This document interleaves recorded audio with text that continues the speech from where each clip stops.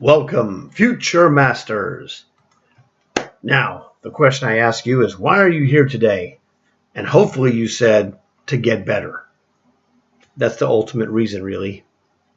So, let's work on it, shall we? We're going to work on our visualization. Just like you'd work on your muscles by lifting iron. We're going to lift iron with chess pieces using our brain. So, we want to conceive of the moves on the board in our mind, using our mind to virtually move the pieces in the position and figure out good, bad, or indifferent.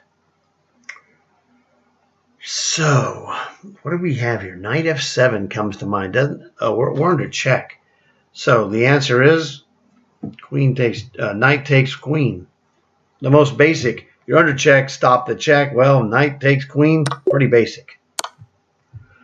Again, we're under check. Now, your opponent doesn't have to designate that you're under check. You got to pay attention. Rook takes free queen. Everything else loses. Okay, now,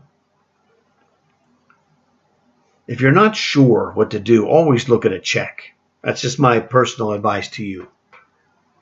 In fact, I have a sequence of things to do, and check is number one on the list. This is a corner mating pattern. And now, reason it's important to have a name, because the corner mating pattern you'll learn, this bishop is very crucial in controlling the rook's position, but also the extra square or squares. So corner mating position is very useful. This is another variation of the corner mating pattern. You see that bishop is guarding the diagonal square e7. Okay, this is a basic one. This is called the skewer. You probably know this. It's like a sword runs through. Right, now the question here is, we play this move. No, we don't play. You could play, actually. Rook to g8 is inferior here. Now, the rules of these problems are that the shortest move sequence that wins is going to have the priority to be correct. That's number one. Even though rook to g8 will still win, it takes an extra move at least, so you would get a big giant X. The actual winning move is rook to g1, and there's no way this pawn queens. Rook g1, rook c1, and rook takes c2 is unstoppable. Rook to g8, if he queens, you skewer him. Now he'd go back. King to b7, c7, or d7, and then rook to g1 again wins. Just go there first. As my father would say, don't be fancy. If you try to be fancy, you're going to end up with a big nasty L next to your name. And better players than you or I have been fancy and come up with a big L. Okay? So, my dad's rule of don't be fancy applies even to grandmasters. This is just a whoops checkmate. Nothing stopping it. Just pay attention. Whoops checkmate.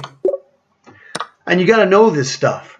I mean, it seems ridiculous, but you got to know that these positions are checkmate positions. So these are not ridiculous problems. They're ridiculously easy for me because I have known these positions for decades.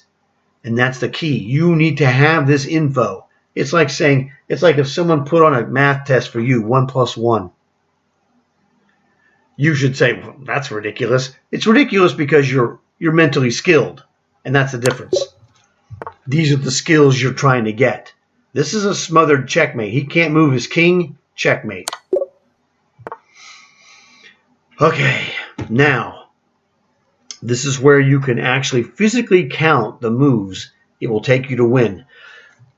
You could run through this. This is more, I'm going to show you the difficult way. I'm not going to show it to you. I'm going to tell you the difficult way. The difficult way is to go through the moves, king to c4, king takes pawn, and go with the back and forth.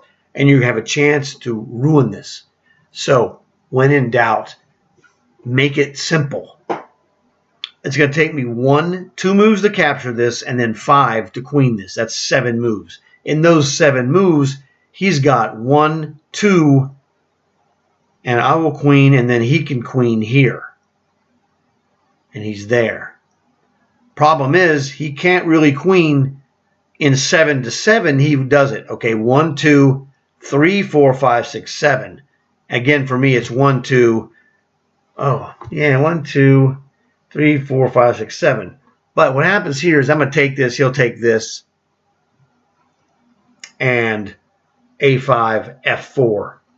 The problem is I'm in the square of his pawn, and he's never going to get in the square. I can stop him with king to C5. And this is the move that upsets the apple cart. So you have to see that it's really going to be king C4, king takes pawn. King takes pawn, king takes pawn. He's on G4, I'm on B4.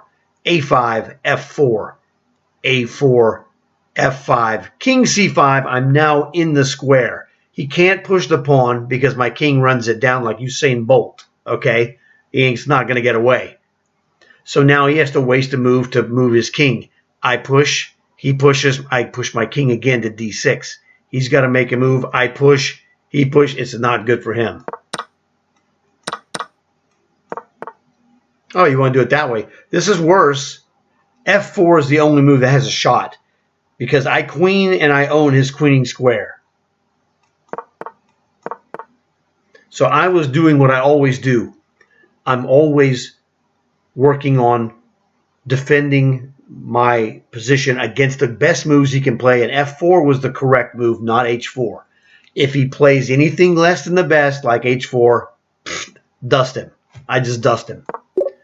You must assume your opponent is a good player and will play the best moves, and if he fails to meet your high expectations, he's gone. You know, like Thanos. That was obvious, I hope. We can play knight to C6. You can play queen to B5 check, actually. Unblockable diagonal. He can't move his knight back because queen takes free queen. If he moves the queen there, knight takes queen. So check, he goes to here. Knight to C6 check. This is ugly stuff, bro. King to C7. I can't imagine that he would play that move. That doesn't look good, dude. Unblockable diagonal is too tempting. I told you can't play that. When a good player says he can't play fill in the blank, he can usually play that move, but the penalty is devastating. And as it, I just won his queen. This is the classic bump and score. I showed this to you once, and after this, you're going to do it yourself. Bump. Now, 2 versus 1 on C1. Queen C1 check, sacrifice. Rook takes queen, rook takes rook check is mate. I said here and here is checkmate. Oh, a tough guy, eh? Well, here's what the tough guy, like we have a ladder mate, rook to H3 checkmate. Well, wrong, king takes free rook. So let's secure this rook with a check on G7. Watch this. Secure your liability. It's no longer hanging. And now the next move is rook H3 checkmate. Well, he could interpose the queen, and then rook takes queen is checkmate, but it's a ladder mate and just winning. Okay. 2 ideas. You can play rook takes rook check, rook takes rook, queen takes bishop. Looks very good. We could just play queen takes bishop, threatening a checkmate. He can play rook takes rook check, rook takes rook, and he's got nothing.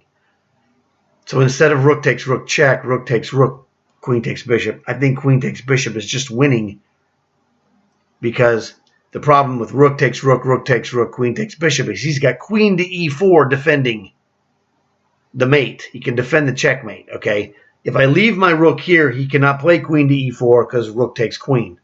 So there is a difference between rook takes rook check, rook takes rook, queen takes bishop, or just queen takes bishop. And queen takes bishop is the better move because that's irrelevant. But again, as long as I have a rook on the E file, he cannot play queen E4 to defend the checkmate. And that's the same as resigning. How about, I don't know, don't I have this guy with unblockable diagonal? And you look at this and you go, there's no unblockable diagonal. Well, I got bishop F7 check. Okay, you got a 1 square diagonal. king to e7. What now, Bobby Fischer? Well, that's the question I ask you. Give yourself 60 seconds. See if you figure it out. Did you get it? If you got it, it's really good. Okay, if you didn't get it, I'm going to show you what I saw. I saw this. Bishop f7, king e7, queen to b4. He's toast. He's getting checkmated. Unblockable diagonal. That's not a block. That's just a leaf that gets in the way. Checkmate. Okay, what do we have here? We're exchange up. He's got 2 pawns for it. We really don't want to play this endgame if we don't have to, because it's going to be difficult to win. I can checkmate him, though. Do you see why this is checkmate? I'm holding this so you can learn and figure it out, okay? I'm sure you got it now. This is checkmate, and you see why now. So this is what we're trying to do. We're trying to figure out what it is you don't know. And then we figure out with these problems what it is you don't know by me asking questions. And then I'll demonstrate to you the correct solution. And then what this does is this gives you power, because you have to exert your brain. If you just sit here and just watch this and go, hey, he's going to show me the moves, you will gain a little bit of power, no question. You don't have to do a thing. You'll gain this much power. If you occupy your brain with the questions I ask you, the powers you gain can be much larger. It's just up to you. Do whatever you want. I can't make you do anything you don't want to do. I'm just giving you advice. Wow. Bishop takes rook, man. Bishop takes rook is a terrible move. This reminds me, this was not one of my father's lessons. It's one of my own that I came up with, called hurry up and make a mistake. Because that's what happens. Don't play fast. Play accurate. So bishop takes rook, not a bad move, really. Knight takes bishop. You're going to get a rook down, you're getting your rook back. Okay, I'll give you that. Is that the best move you have? You know, Emanuel Lasker was the world champion for 27 years. His number one quotation is, when you find a good move, look for a better one. Bishop takes rook is a good move. C out of, on a scale of, A through F, C. The move that kills is pawn takes knight, check. The reason it kills is because the momentum of check, another phrase that I invented, the momentum of check keeps us on the offensive. Now, we're not just took one piece. Instead of bishop takes rook, knight takes bishop, we just played pawn takes free knight, check. Bishop takes free rook. That's how my father would say this. It speaks for itself. Okay, well, we've just entered in what will become a desperado. The desperado is I take, he takes, I take, he takes, and one of us does better.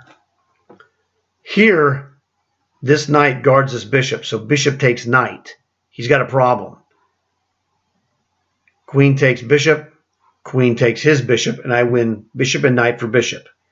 If I go bishop takes knight, if he goes bishop takes knight, matching me, well, his queen's under attack. Bishop takes queen. Uh-oh. He's got a problem.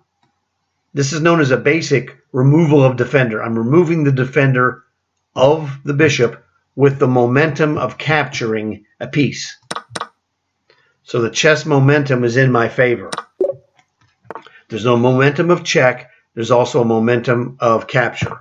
Now, you need to learn this formation here against the castled king side. When you queen to the, rook 6, whichever one it is, A or H, you are attacking his castled rook if he, doesn't defend it. So this is a basic thing you will learn, and it's very devastating, which you see it's a checkmate. Okay, now what, Bobby? Oh, this is an easy one.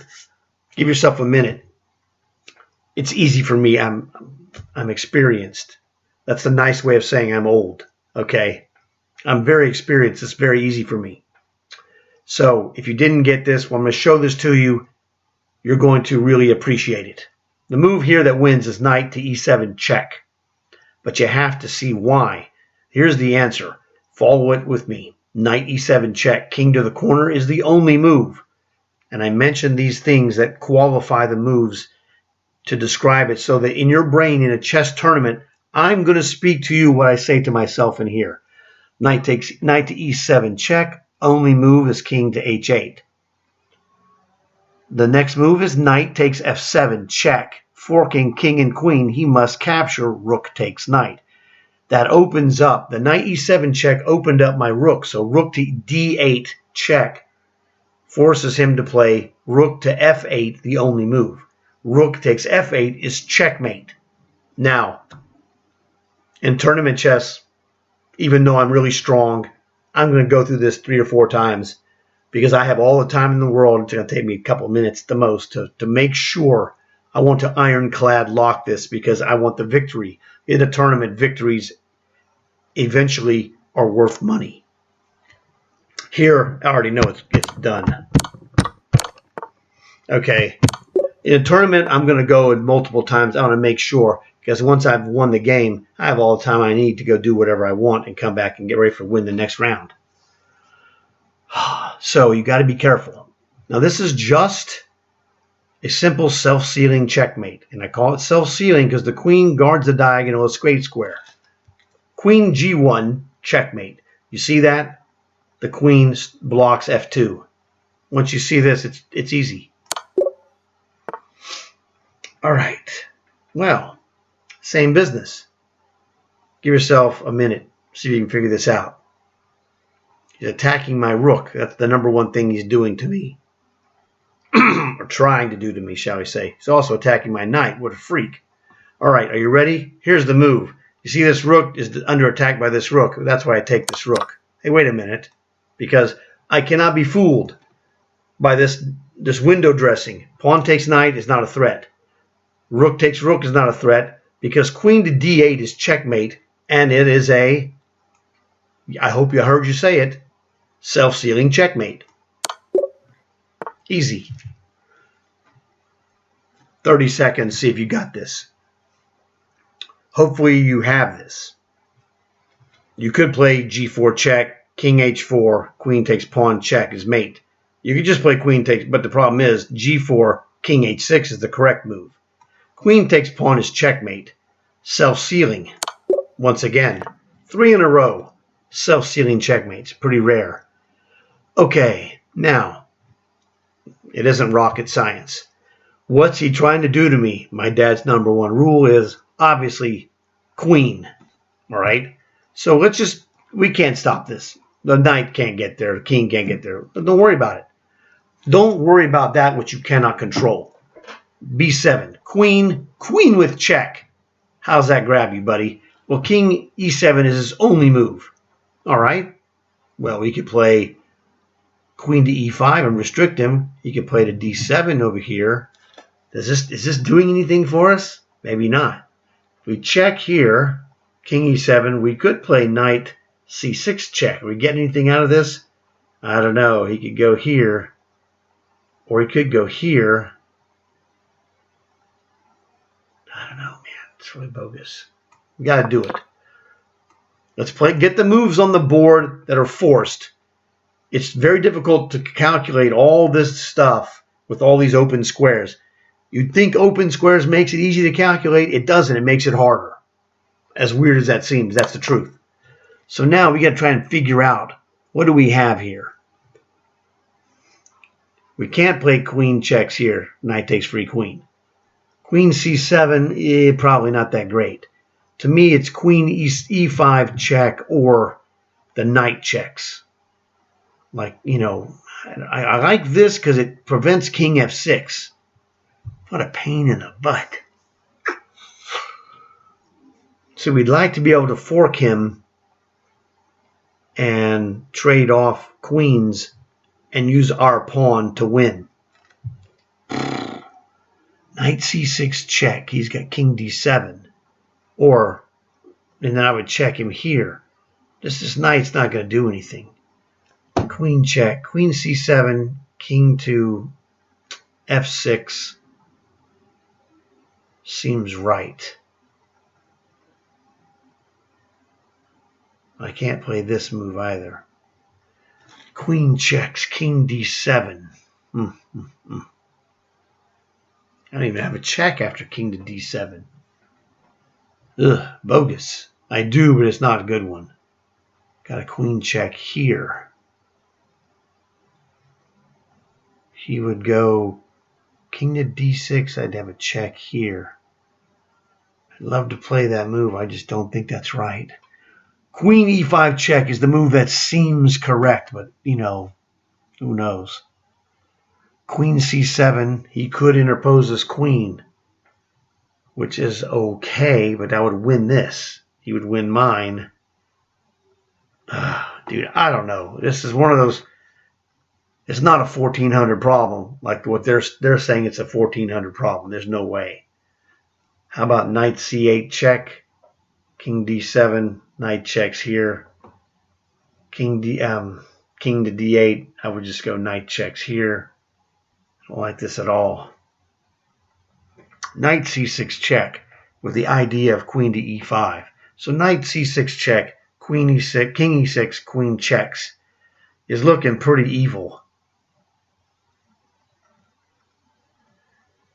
Knight checks. He got here. I could still play this check. I guess this is it.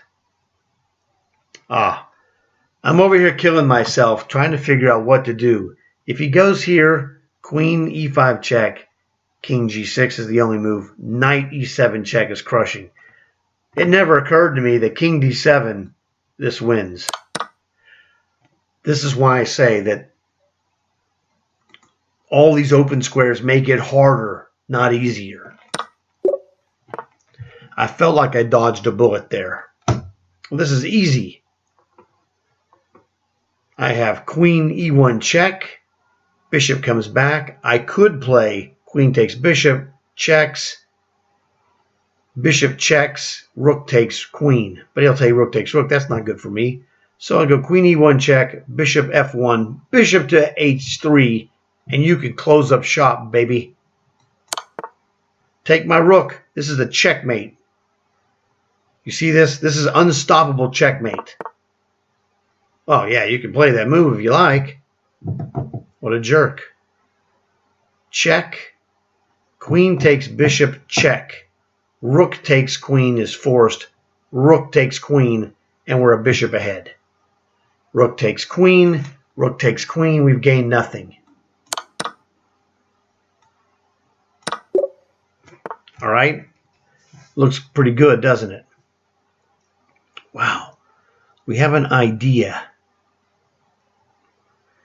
Why not just play queen takes queen?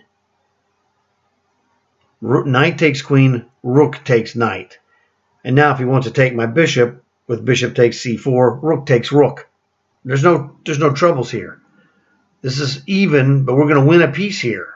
I'm just going to take it. Whoops.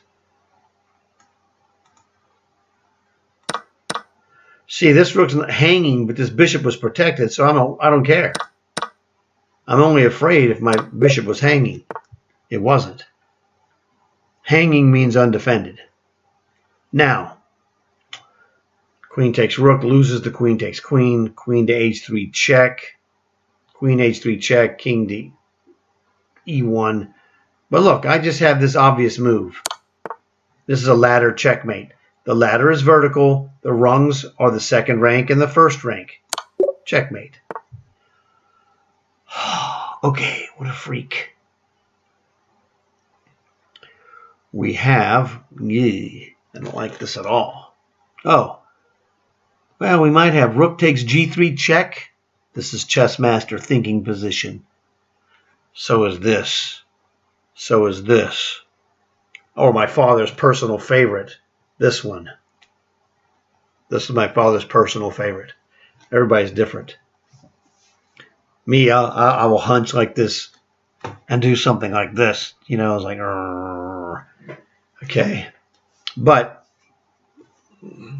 as a gentleman, we want to stay spine erect. Okay, rook takes g3 check. Looks very good. King takes rook, queen to g1 check. And now what shall you do? I don't know. King to h3. Very good. What do we have after that? I don't know. My rook is hanging. Oh, I see. We have queen to h1 check. He can't go there. He's got king to g5, I think.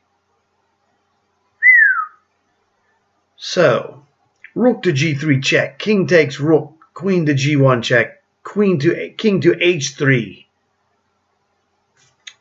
Queen to h1 check. Ah, he cannot move to defend his queen. We win his queen, sir. Game over. Yes, rook takes pawn check. Queen to g1 check. King to h3.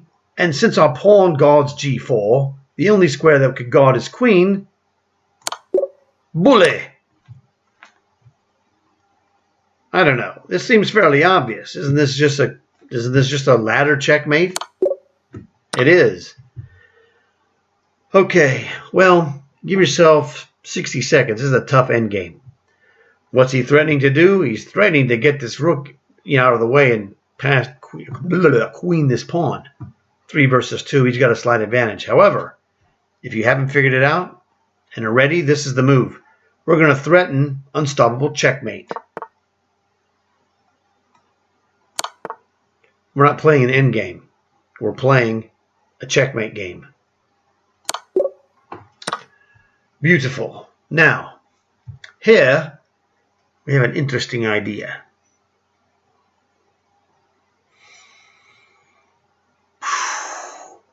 Oh.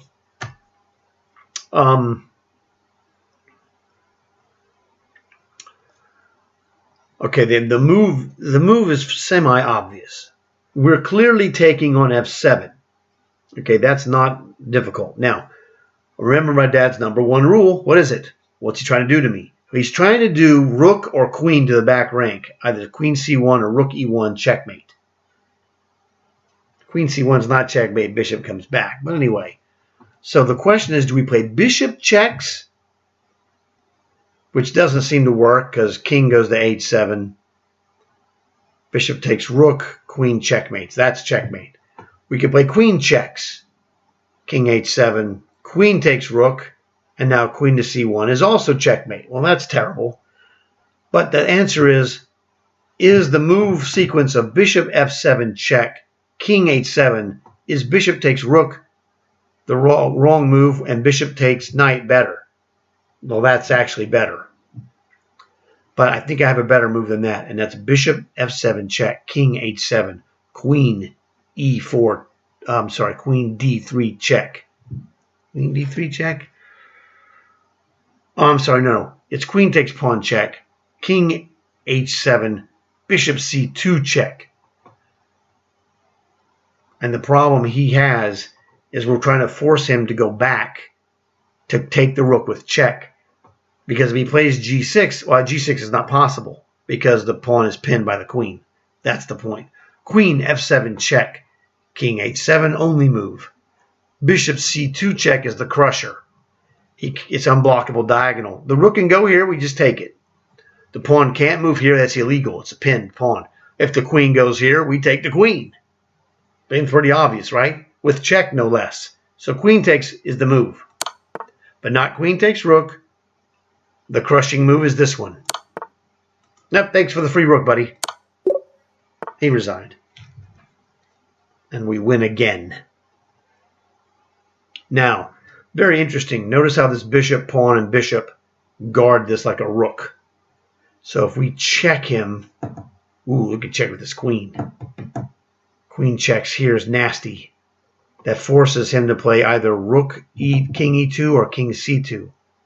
King c2 loses to queen c3 check. King takes rook, queen to b2 is checkmate. So queen a5 check. The only move that doesn't instantly lose is king e2. I love it. I have a rule that says if you have only one move that doesn't lose, or if the opponent has only one move that doesn't lose when you're doing this checking attack, you're probably winning. So queen a5 check. King e2 is the only move that doesn't lose. Now we can hit him. We could hit him with actually another unblockable diagonal on the light squares, because queen checks on b5 would allow us to play queen d3 check. This is the crushing move. Also, he was going to take my queen, and he's also threatening to checkmate me. Well, that loses by force. I just told you. What? That was just a forced checkmate.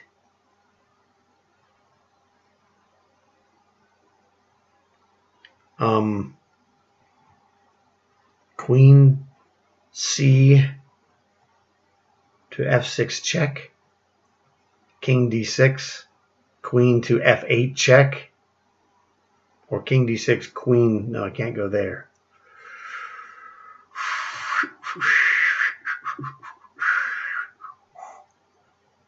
Don't have a diagonal check there. What a freak. Queen checks here. He goes to there. Doesn't do anything again. I don't care. That's the move, I'm telling you. Now, queen e5 check doesn't work, clearly. But is queen f8 the right move? Queen to f8 check. King c7. Ah, yes, it is. Or is it? I think it is. Queen f8, king c7. Queen to d8 check. King to b8, and he's checkmated. This is the two queens aligning against his bishop. Awesome. Well, what are we doing here? Clearly the move that would win seems to be king to g8, followed by h7 and h8, and there's nothing he can do. Okay, he could do something.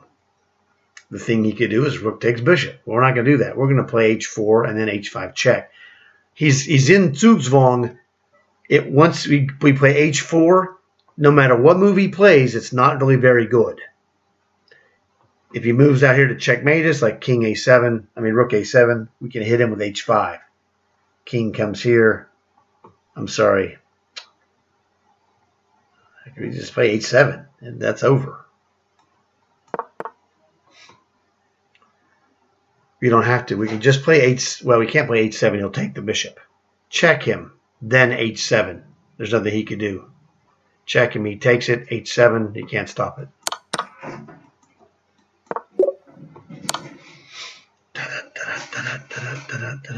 Okay. Easy.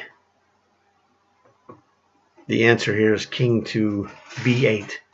It takes 4 moves for him to get to the square, 3 moves to check us. So we're going to queen here. There's nothing he could do. Now he can attack our bishop. But he's just absolutely losing.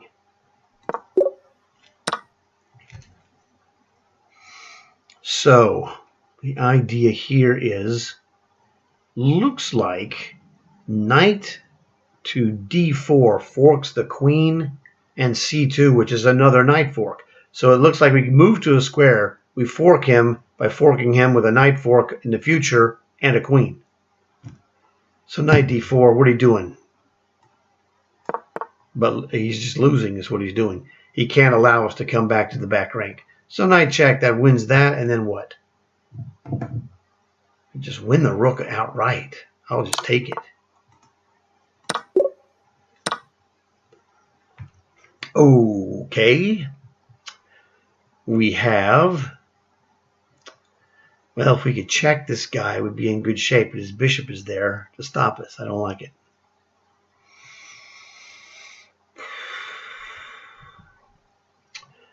Rook takes f4. Don't like that either. What if we play knight checks on knight takes pawn check? He's going to go to c4, probably. Check. He would play bishop takes. It's not really that great. I don't know. Oh! Yeah, we want to check him. but not with the knight, because we can check him like queen g3, king c4, knight b6 is a check with a queen winning, check with a knight winning his queen. We could play this check here. King to e2, queen takes pawn check. He's got problems again.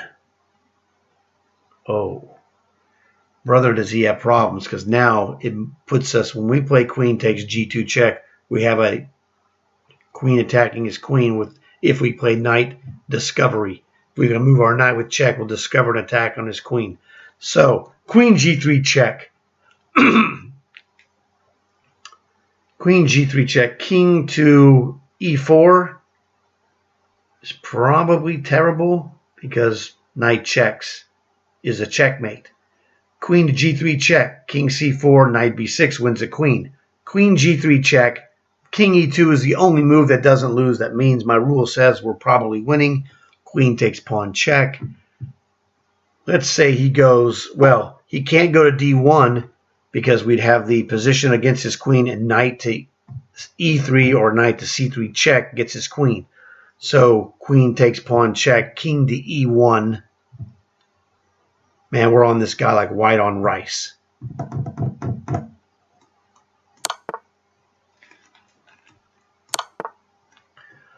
So since we had this guy 6 ways to Sunday and we got him again, queen takes free rook.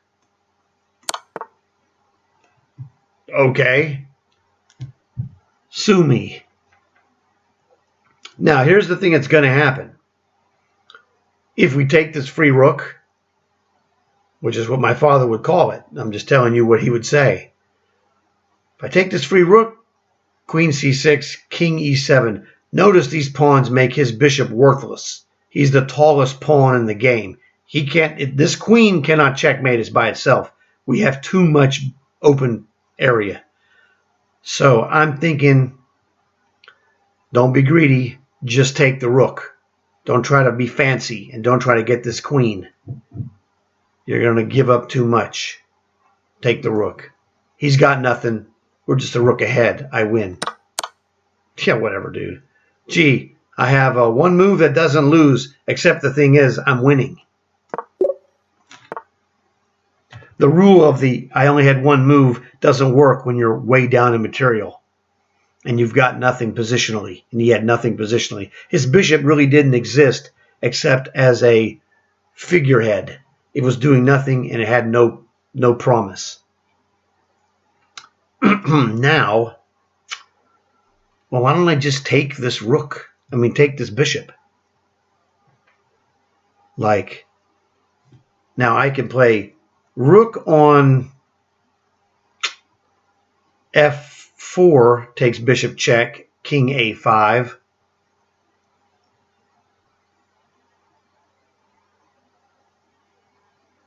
And then what is the question? King a5. Or I can play rook on b7 takes bishop check, king a5, rook checks, king to b6, rook takes pawn check, king to f2, or g2 is fine with me, I don't care. Rook checks, king to g1.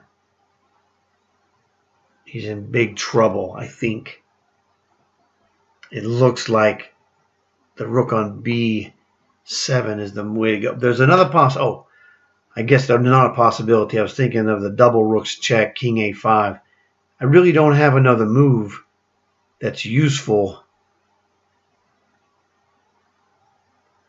I could play bishop takes pawn, and now I'm threatening to checkmate him with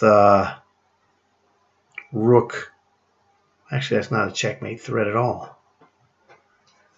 Toughie. Well, we're winning either way, but the toughness of the problem is how to finish him off quickly. So let's look at this again. Rook on f4 takes check, king a5 is forced.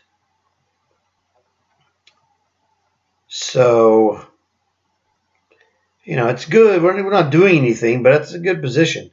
But we can play rook b7 takes bishop check, king a5. Rook A4. Rook A. No. Wait a second. Moron. We're white pieces. It happens even to chess masters, okay? We're the white pieces. We're looking. I'm over here trying to calculate what his attack is against us. This is my king. You lose. Rook to h6 check.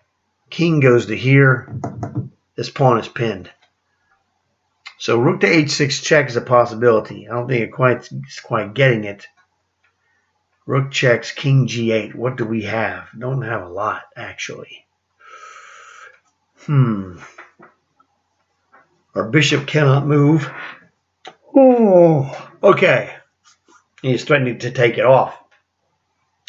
I guess we play rook h6 check. No. How about just play rook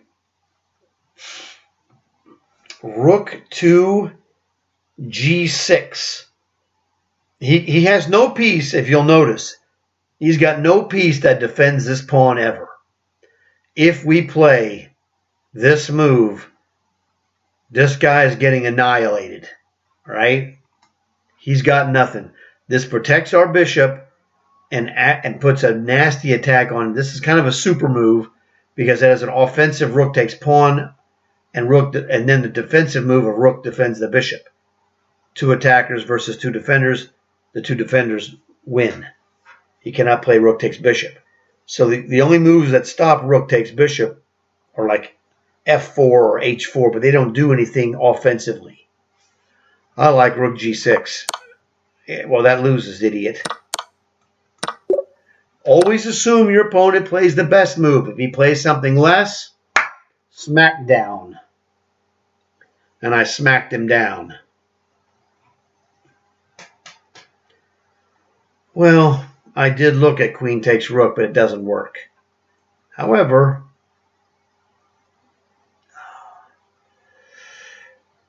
rook to d1 might be useful. He's got no threats against our back rank, so we're fine there. But rook d1, the only move that really defends this is rook takes rook, queen takes rook, check, king h2, and then queen d6 wins. This just wins. I either win his rook on f1 or I win his rook on c7. This is the move I saw in visualization. Okie dokie. My brother, what are you doing now? Well, a couple of items come to mind. I'd have a checkmate if this rook was blocked, but I can't block it or take it. Queen takes knight, pawn takes queen, king takes rook. And let's look at the material. I'm down a rook, 1, 2, 3. Geez, I'm down a rook and a bishop. I'm down a rook and a bishop. Not good. Well, rook to b8 might be of use. Seems kind of unlikely. Oh, I'm sorry, I'm blind for some reason. Queen takes f3 check. King to g1 only move. I don't know. Let's look at knight to... Oh, yeah, knight to h3 check. King e1. Queen takes f2 check. King to d1.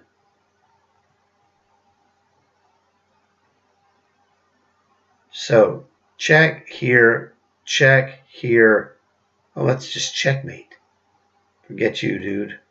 I don't know how I missed this move, to be honest. This is just checkmating.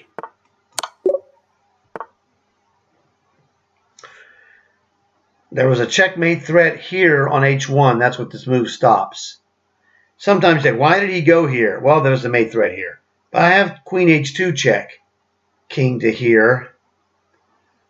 And then here's the crusher. Bishop takes pawn, unblockable diagonal. He can block it, but if he blocks it, he seals the tomb of the pharaoh. So he's got to be very careful.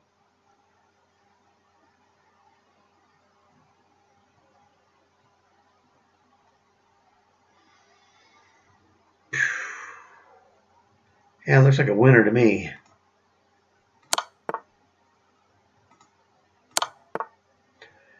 In these kind of positions, bishops are vicious. Now, the idea I have here is queen checks, queen takes queen, rook takes queen check, king to here, and then rook takes rook. And I'm just a bishop ahead.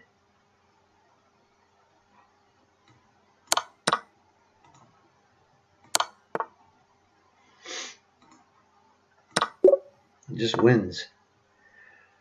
All right, Bobby Fischer. Now, I said it before, I'll say it again. When you're in a piece endgame, you win by the number one, the power of the pieces, or number two, by the king and pawn endgame. So here, rook f2 check, rook takes, pawn takes. And it doesn't matter whether he takes it or not. King takes rook. The square of my pawn, this is a king and pawn endgame. The square of my pawn is 5. 1, 2, 3, 4, 5. He cannot get to this square. Actually, he can. I'd go, oh, I'm sorry, he can't get there because it goes to 4. And he's on f2. He can go to e1. But he's in the 5. He's not in the 4. So rook f2 wins. Because the square of this pawn shrinks to 4 by 4, and he'll never get to the d file in time. 4. He's in the 5 by 5, but I'm 4 by 4. 3 by 3. He's in the 4 by 4. 2 by 2. He can get to the 3 by 3, but that's, he doesn't make it. Okay.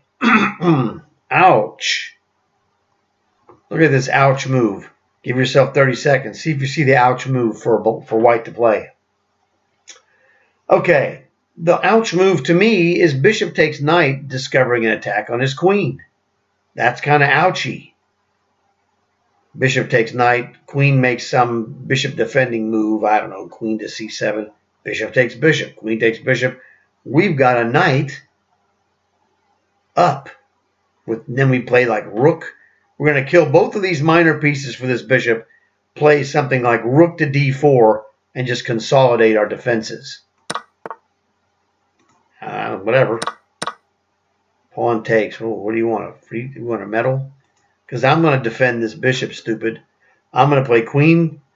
Actually, this is the spidey senses taking over.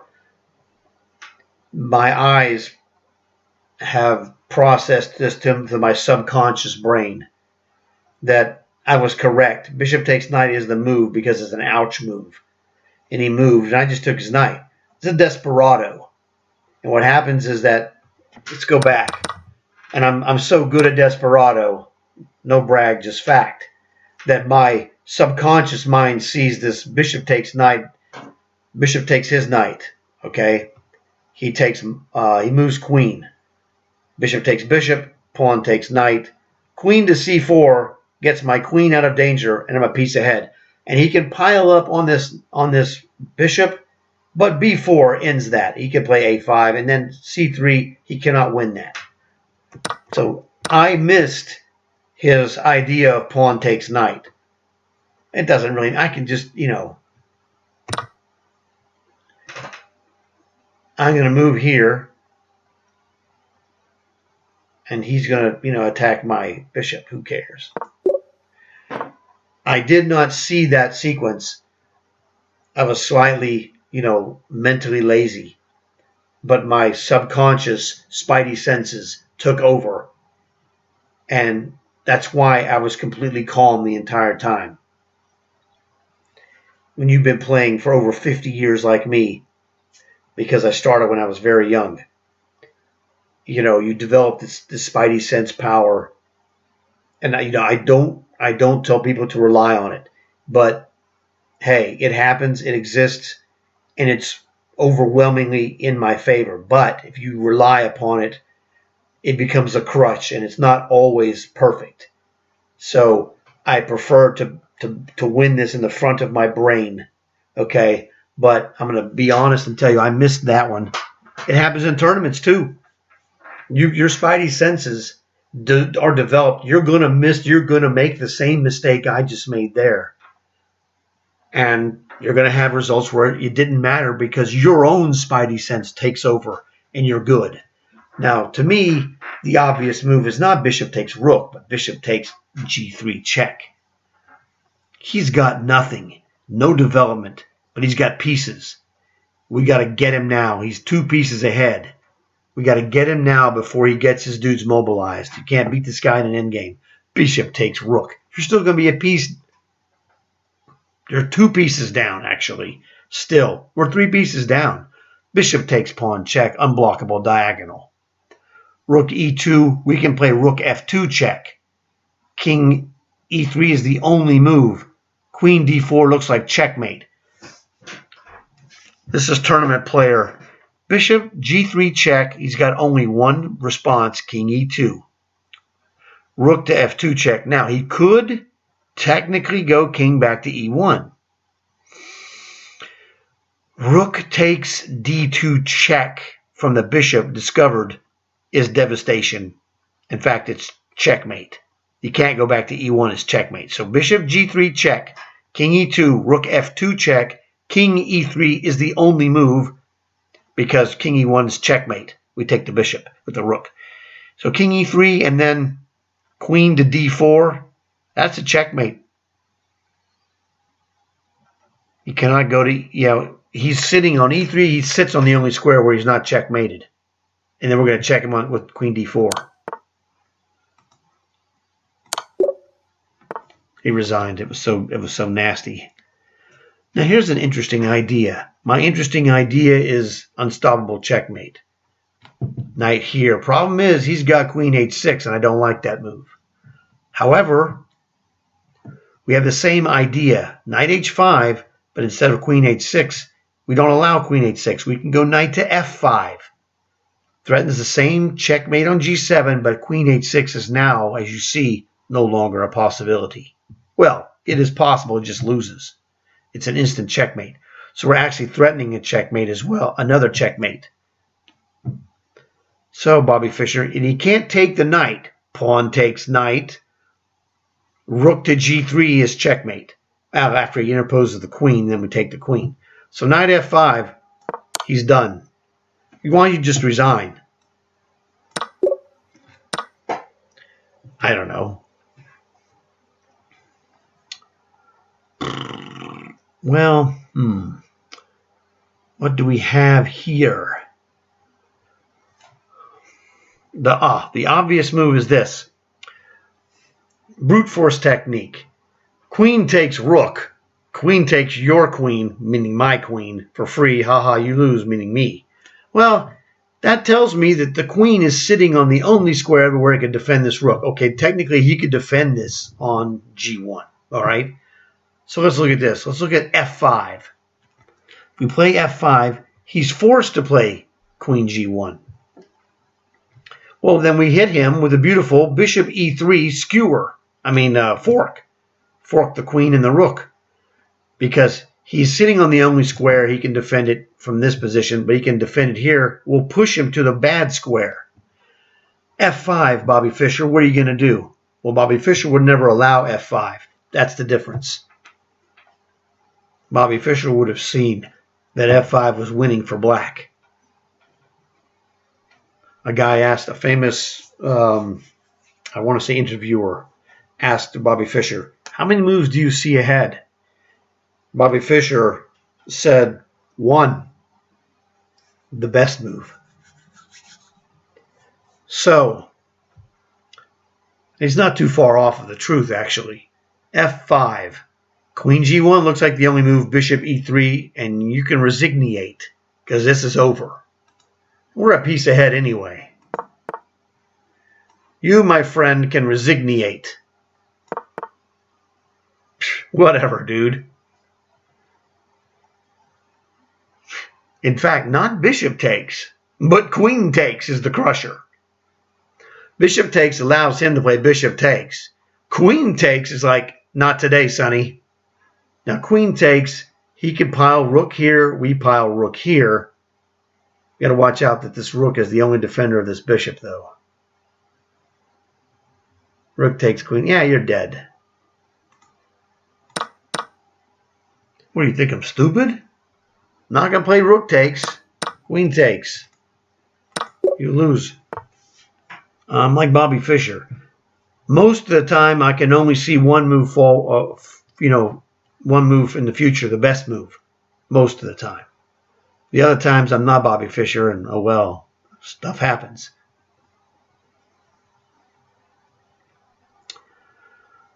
Okay, what's his threat? My dad's rule is right here. Queen c8 check. Not mate. It's an inconvenience.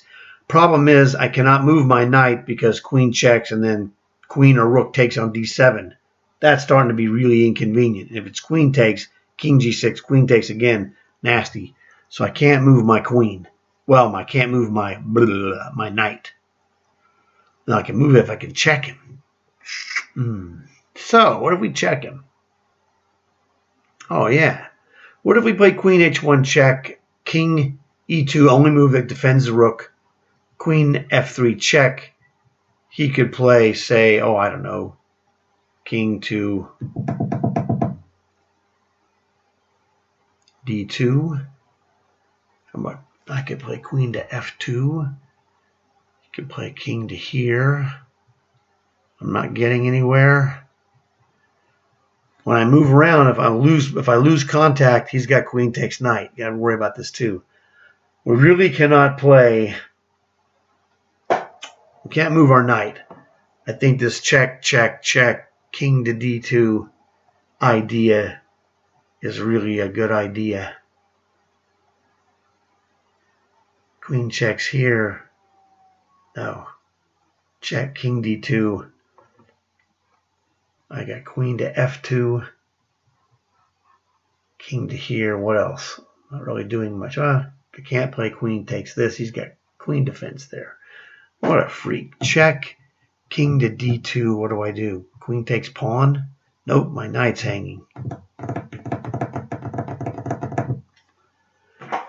Oh, brother.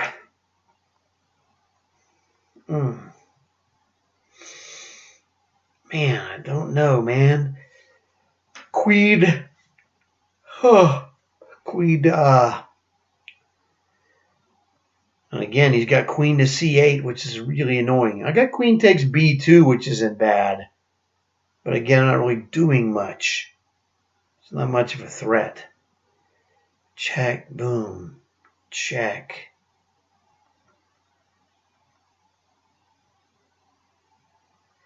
Well, when he goes king to e2, maybe queen to g2 is a better move. King e1 is forced. Oh gosh, you're destroyed. It was so bad. He could not. You see that? I just realized that my idea of queen f3 check was terrible on queen e2. It's king e2. Look at this. Queen to g2 is devastating because that knight guards those diagonal squares. King e1, knight f3 is checkmate. That's why he had to give me his rook. Thanks for the free rook, buddy. Well, actually, it's not free. Can I take this? Can I take this? Can I take this pawn check? King to g3. Queen takes check. No, sorry. Queen takes rook to defending. Yeah, you're dead. Dude, I don't like this. Oh, no, I end up guarding this pawn. That's fine. This check's irrelevant.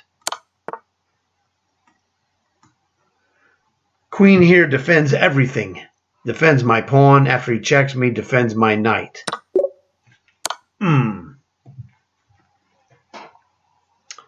Well, this is where it's not so much, you're being Magnus Carlsen. You're just going to go, what loses? Rook g7. Queen takes free rook check. You're losing. You're dead. So we have, after this move, we only have, these are out of the question, we have king f5 or king e6.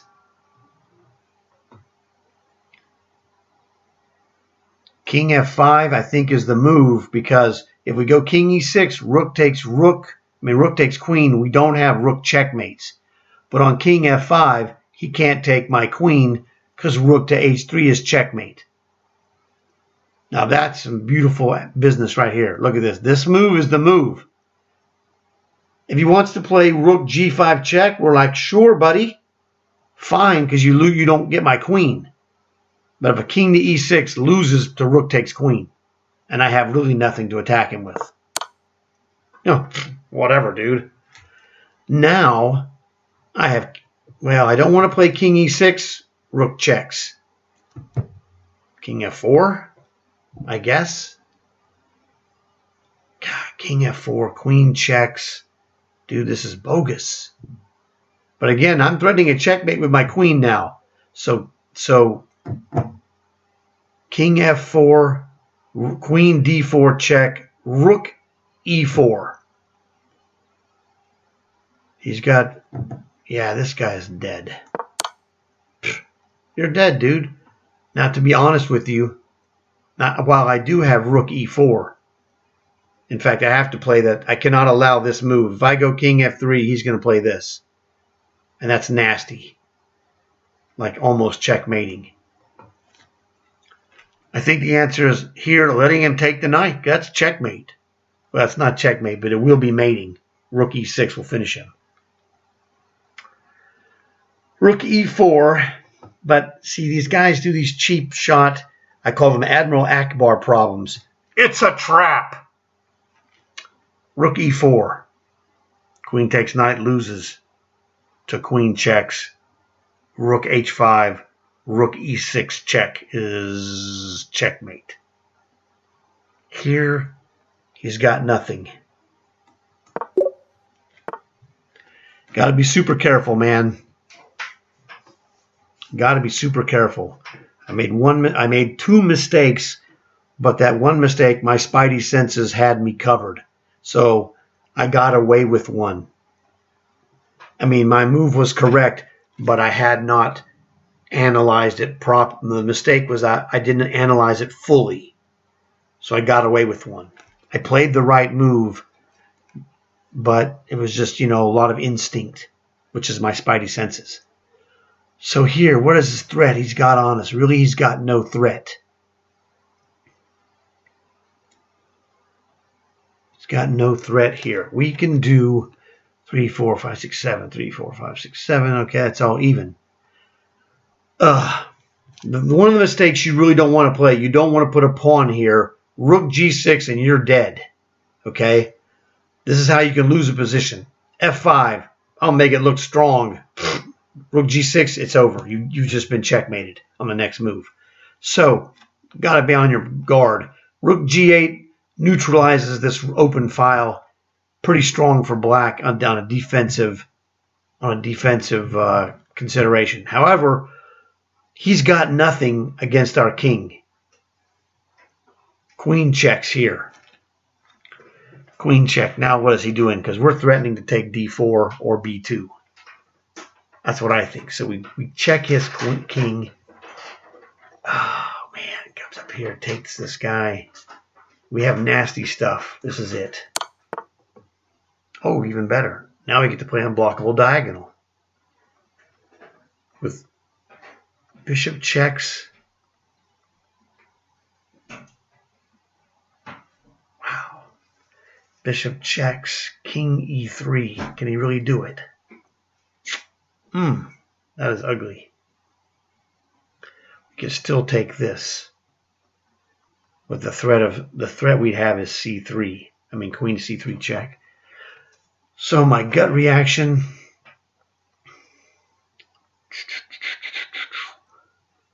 Again, we can break his attack. If we want to break, if we feel like we had to break his attack, queen checks, queen trades, bishop checks, you're not winning. You're not losing either. So you break his attack. We have right now this bishop assault. Bishop b5 check, king e3. Queen takes b2, attacks his rook, threatening here. His rook really can't interpose on d3. This has got to be the move. Whatever, dude. No idea. Okay. Isn't this the move here? Now, what he's going to do is play rook check.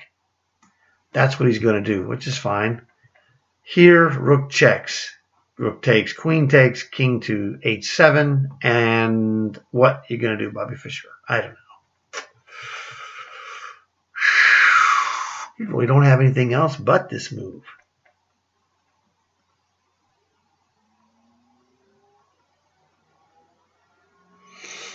If we don't play knight f5, he's going to play knight e5, and we're in trouble here. You could play rook f8. Oh, actually, knight f5, rook checks, king h7. His queen is still under attack. Got to be careful. Knight f5, rook checks, king h7. He can't take the rook. We take his queen. He can play like, I don't know, rook to queen to e5.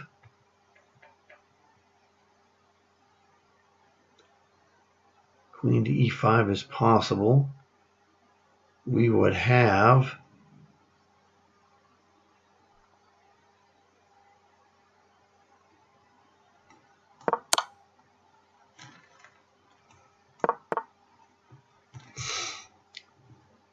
so the threat we have here now is that once again play knight to g3, where his queen is moved to an overload position. His queen defends knight, queen defends rook. If we go knight g3 attacking his queen, we now have queen attacking knight. And we have rook attacking rook still. So this is crushing. His queen is overloaded. It's toast now. Rook takes rook. Queen takes free knight. Simple overload. All right. Oh, what is this Bobby Fischer Jr. going to do? Pow, it's terrible.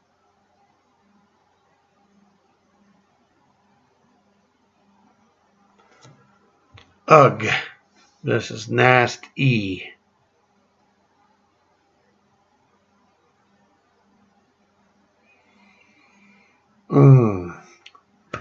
Brute force technique. Bishop takes his bishop. Pawn takes g7. Going to queen on the next move with check. Can't take his bishop.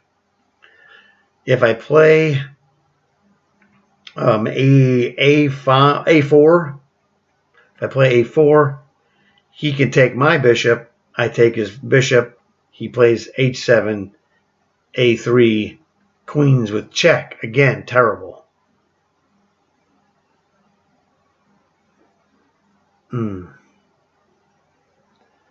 That is some kind of bogus. What about e3? e3, pawn takes. I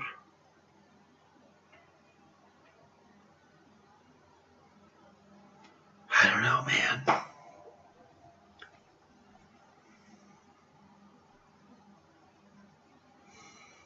a4, bishop takes bishop. a3 doesn't do anything. He just moves his bishop away.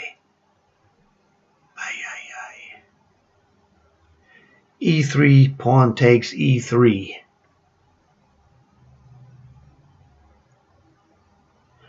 I guess pawn takes e3, then bishop to d2, threatening to take the pawn. If I take the pawn, he has a problem because I have f2. Actually, not that great of a move, to be honest with you. e3 here. He could play bishop to d4.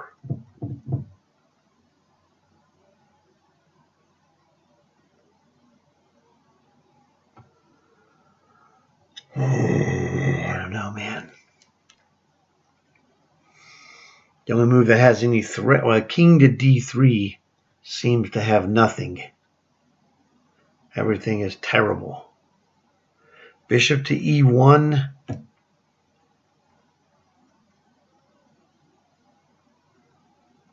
Man, this is way bogus.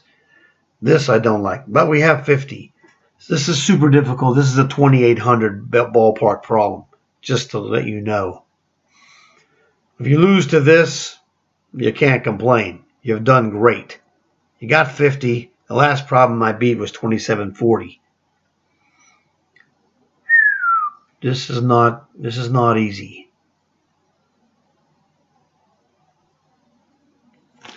Mm.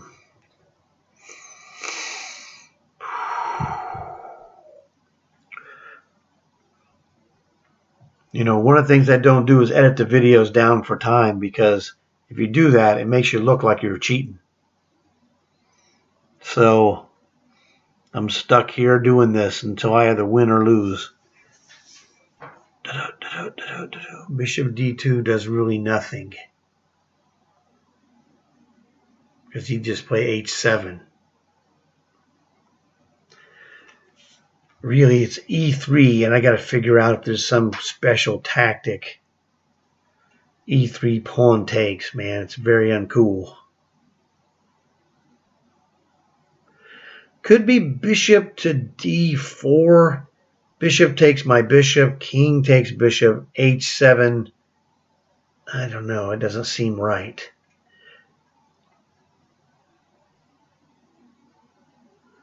Or bishop takes bishop on g7. Pawn takes.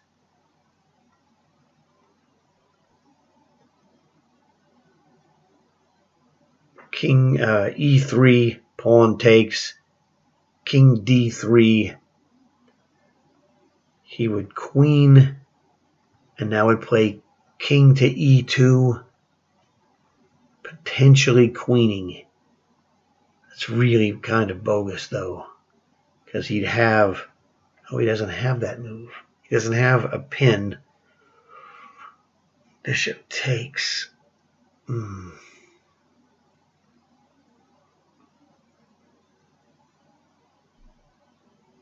So if I go, for example, e3, pawn takes, bishop takes g7, pawn takes g7, king to d3, he queens. Oh, the problem with that of king to e2 is queen to c4 check is killing me. So I can't take his bishop. Bishop d4, he takes my bishop, king takes, h7, again, it's terrible. e3 doesn't work because he queens with check. King d3.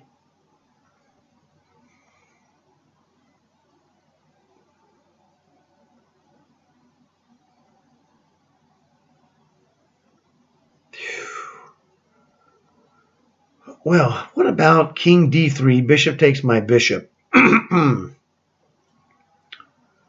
Or I could play a4. Bishop takes bishop, king takes bishop, h7, king d2, queens.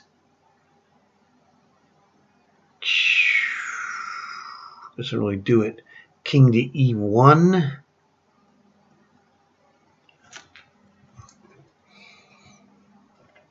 I'm trying to get my king to e2. If I go king d3, bishop takes c3, king e2, he just goes bishop d4. And then I have nothing because I go a4, h7, a3, queens, a2 means nothing. I need to get that f pawn like this guy. Bam, bam. Bishop d4, bishop takes, king takes, h7. Pushing doesn't help. He takes with check, king to d3.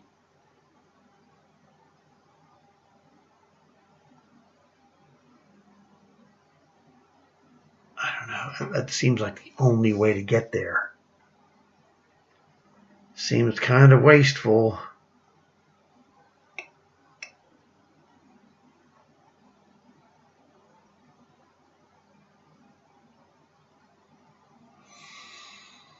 Bishop e1, king to g1. So what?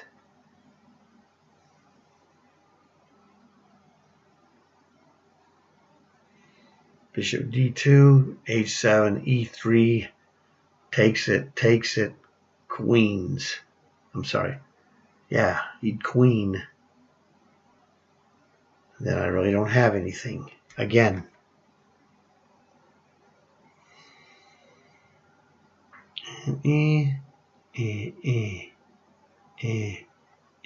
Queens, king to there. He's got the check. It's a killer.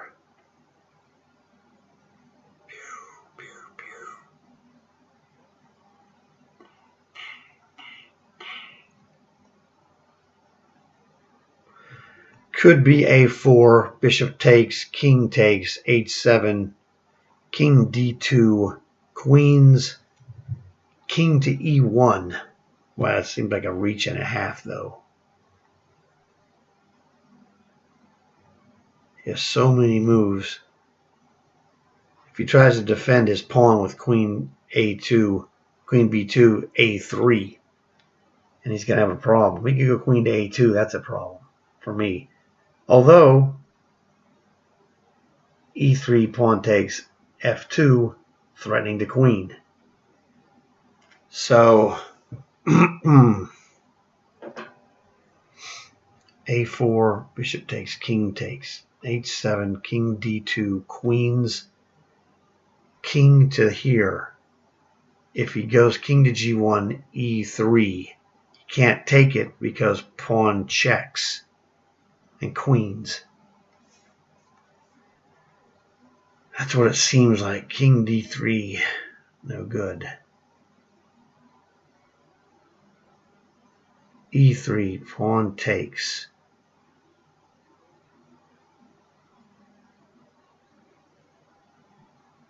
Well,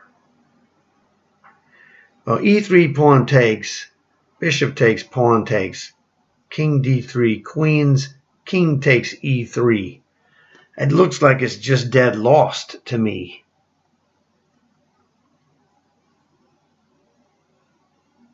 Oh, you don't take on e3, you go to e2. So e3, pawn takes, bishop takes, pawn takes, king d3, queens, king to e2. Preventing him from playing king to g1 because I'm just going to queen. So he could play queen checks me and then king e1. And his problem is he can't stop my pawn. Is that correct? Take, king d3. He queens, king to e2. I don't think he can stop my pawn. Well, he can. But if he trades his queen for my pawn, then my pawn beats this guy. Here, let's just say king d3. Forget the bishop. King d3 followed by king e2 because now he's got a bad bishop. His pawns block his bishop's defense of f2. King d3. Bishop takes bishop. Well, you can have it. King e2, and now he's got problems. I'm going to queen with check. So he pushes, I push. He queens, I queen with check. King d3. Bishop takes bishop. King to e2. Man, this is crazy. h7, f2, queens with check. My king on e2.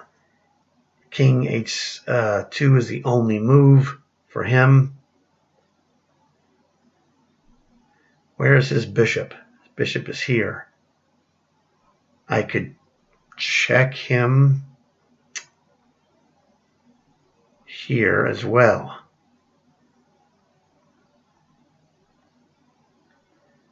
His queen is here.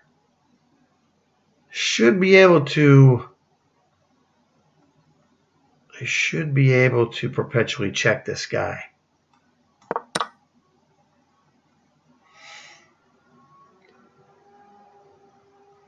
Let's look at f2, forces king to g2, king e2. Yes, it's not king e2 that wins because he queens. It's f2, forcing him to react to queen because he goes h7, it's queen with check, and then I just stop him. All right, I'll fork his pawn. Shepherd square, this is the key. Oh man, that was so hard. 2794.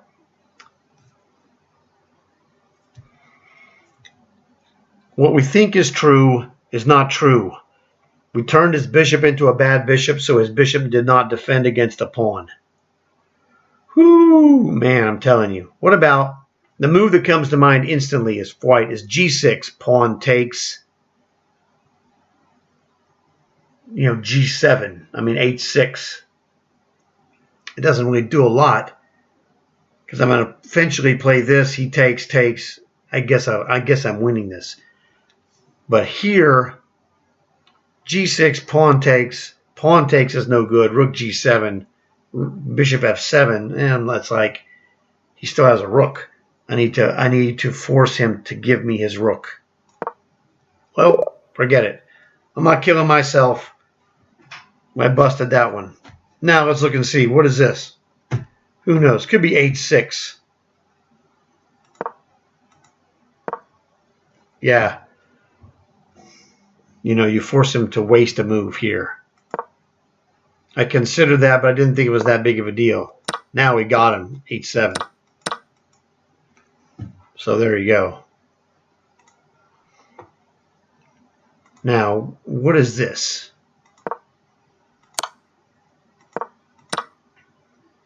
So we don't check in with the bishop. We just go here threatening the rook. Okay. I looked at this idea as well. I don't think it was that great, but okay.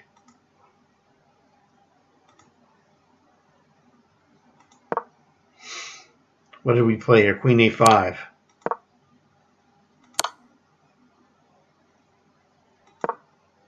Oh, it's just checkmate. Idiot.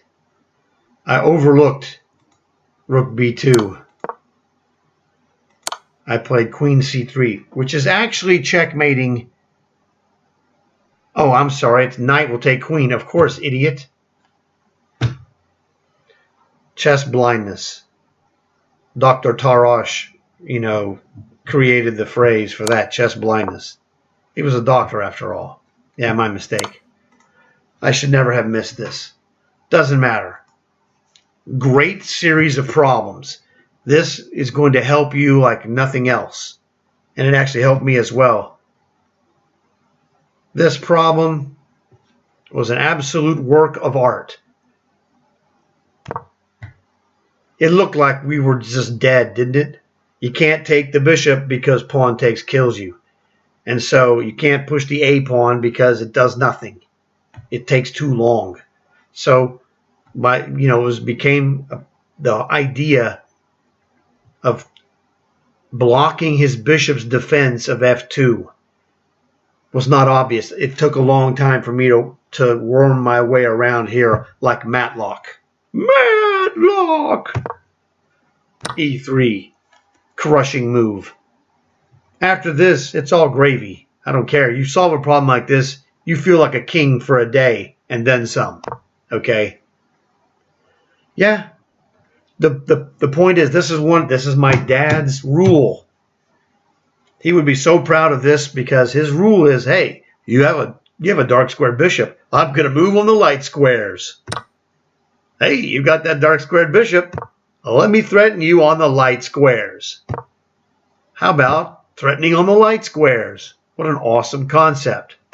So this one indirectly followed my dad's rule. Followed my dad's rule of operating, meaning I'm going to create my threats on squares. Either my defensive moves or my threats are going to happen on squares not of the color of my opponent's bishop. So the e3, it's the threat. Again, the momentum of the threat. e3, I'm threatening to play simply e2 and queen. He's got to take it. So now we're moving here to chop the dude. And actually, we're not going to chop the e pawn. We're just going to queen the pawn. That's the whole thing. It looks like we're threatening to take the pawn, but we really aren't. We don't care about e3. We want e2 because nobody can stop us from going there. The bishop, chump. And like I said, in my original analysis, I was thinking, yeah, king e2, but it's not a threat. It's an almost threat. f2 is the threat that forces him to move to the g2 square, and then we move to the shepherd square. Now, the shepherd square is the square where your king can push the final 3 moves where the other king cannot stop this pawn. So I call this the shepherd square. So this problem is a shepherd square problem, and it was an awesome problem. I don't know who the guy who created this. That guy was on fire. And I'm almost as much on fire because I solved it, never having seen it before. And I had to sit there, like a sphinx, trying to keep it interesting. Because like I said, I don't edit the videos because if you do that, it looks like people go, yeah, well, he edited down to cut the garbage so that he went and cheated and got the solution and then came here and pretended to solve it. Well, I didn't pretend to do anything. I just did it. So I got the solution, boring as it may be. The proof is right there in the video. I didn't get up. I didn't even go get up to get a drink. So that was the thing. I don't edit the videos for that reason. I'm not a poser because I understand the value. My chess coach in high school, and I graduated high school in 1980. So my chess coach said, chess is a game of mistakes. And the guy that makes the next to last mistake is the guy that wins. Okay, so the thing about that, his lesson of chess being a game of mistakes is that everyone makes mistakes. It doesn't make you a bad player. If you use it like me, I use the mistakes as an opportunity to increase my powers. You saw that I did 51 problems, and really the cherry on top of the sundae was the one with the bishop endgame. I thought I was dead. Okay. You do that. If that doesn't make you happy, you're good to go somewhere else. Okay. That's just the way it is. It's super difficult. So do the best you can. All the green ones that I solved, those all showed that I had the powers to get them. The red ones show me that there was powers that I thought I might have had and failed to execute. Minor mistakes cost you an X, okay? The one mistake I did make of not fully analyzing, and I played the right move anyway. This happens in tournament chess, and I do these things because everything you see here happens in tournament chess, okay? You had the win and you blew it. Hey, it's happened to every chess player who's ever played, has had a win and blown it. Like every one of the X's is I'm in the position to win and I failed to execute. That's my mistake. But I'm now stronger because I learned from those three problems that I missed. And the other ones also helped me because it keeps my powers, flowing on a day-to-day basis. So this was, to me, super effective, even though it's only 51. Ask anybody to try it, see if they get close to 50. Because basically, if you're not a chess master, you're not getting 50. You just aren't. It's too difficult. You see the kind of knowledge you have to have. You have to have wicked middle game tactical prowess and also wicked endgame tactical prowess and then wicked endgame execution. And I have all of those things. This is what chess mastery is wicked execution of the moves and the positions. It's not about being perfect, just being the best you can be, whatever that is. If the best you can be is like my father, to never cross 1600 in ability, but he beat guys up to 1900 in strength, rarely. But when you're 1500 plus, you have the ability to win games that lesser players don't. And for him, that was good enough. He played chess for fun. I played chess to win. That's the difference. So do what's fun for you. And I always say this, that nobody had more fun playing chess than my father.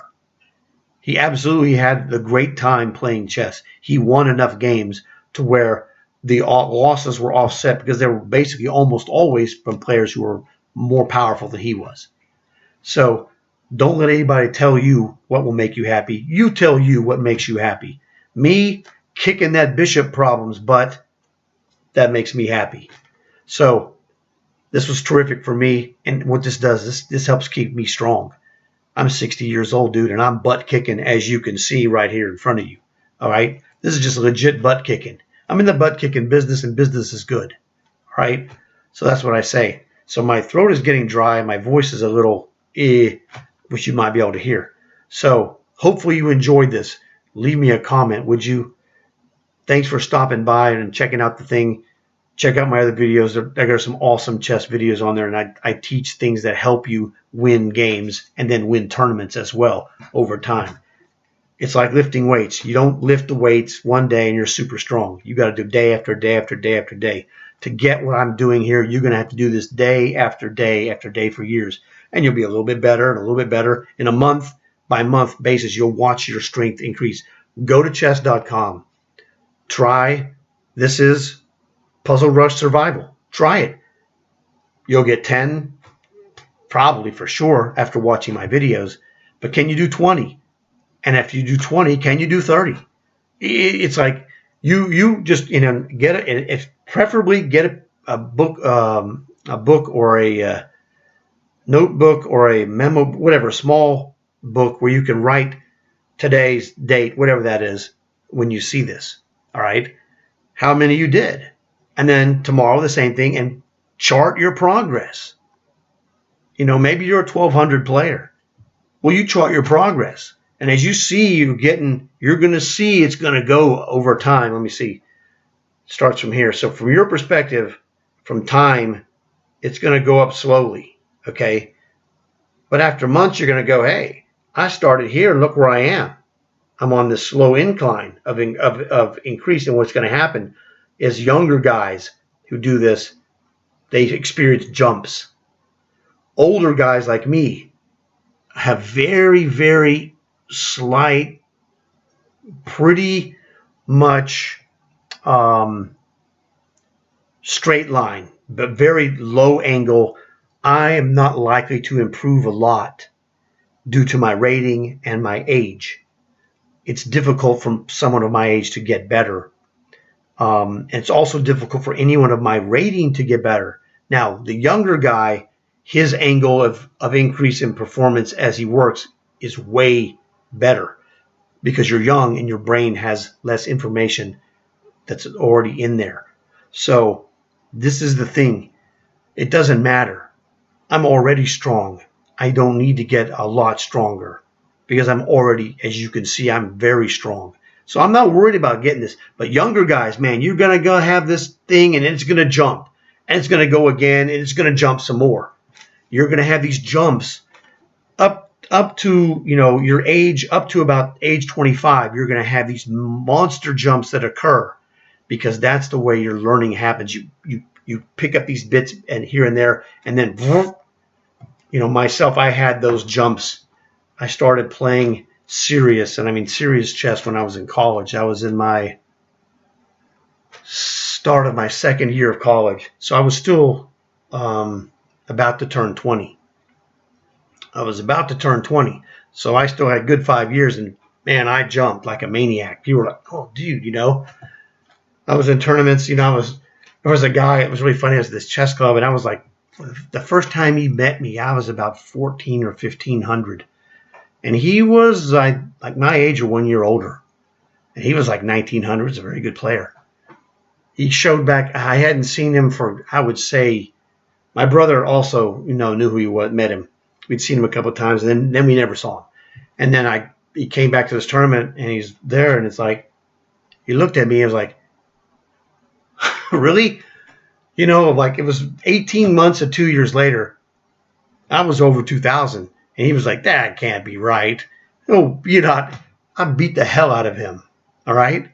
I beat him bad. He was just like, dude, the last time I saw you, you weren't that good.